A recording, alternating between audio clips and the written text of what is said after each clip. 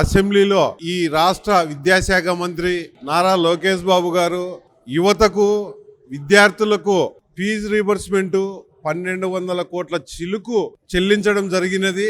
దానికి హర్షించదగ్గ విషయం అయితే వీళ్ళు వైసీపీ నాయకులు ఎలాగా మాట్లాడుతున్నారు. దాన్ని మీ ప్రభుత్వంలో వైసీపీ ప్రభుత్వంలో ఉన్న బకాయిలు కూడా మా విద్యాశాఖ మంత్రి వర్యులు ఐటీ శాఖ మంత్రి వర్యులు చెల్లించడం జరుగుతూ ఉంది. ఇప్పుడు యువత భవిష్యత్తు కోసం విద్యార్థుల భవిష్యత్తు కోసం ఆయన ఎంతో శ్రమించి రాష్ట్ర అభివృద్ధికి తోడ్పాటు కావాలని యువతను ప్రోత్సహిస్తుంటే, అదేవిధంగా మొన్న 3 రోజుల కిందట బిల్గిట్స్ గారు మన అమరావతికి రావడం జరిగింది.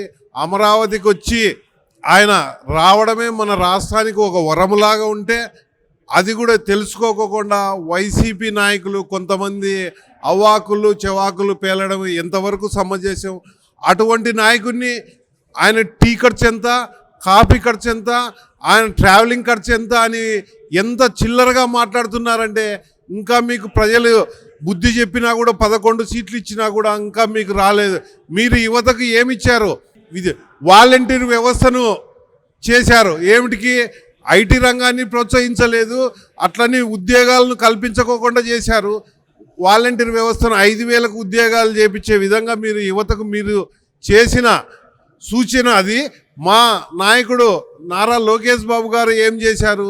ఈరోజు ఐటీ శాఖను ఎంతో అభివృద్ధి చెందాలనే ఉద్దేశంతో మా ముఖ్యమంత్రి వర్యులు చంద్రబాబు నాయుడు గారు అంత కష్టపడి బిల్గేట్స్ గారిని తెచ్చి దావూసుకు పోయి ఎన్నో కంపెనీస్ని తీసుకొచ్చి రాష్ట్ర అభివృద్ధికి ముందుకు తీసుకుపోతా ఉంటే చెత్త మాటలు మాట్లాడి అన్ని ప్రజలు మీరు గమనిస్తున్నారు.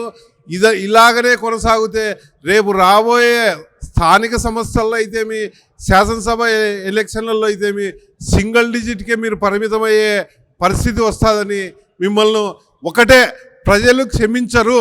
ఇది ఒకటి తెలుసుకొని ముందుకు కొనసాగాలని తెలియజేస్తున్నాం.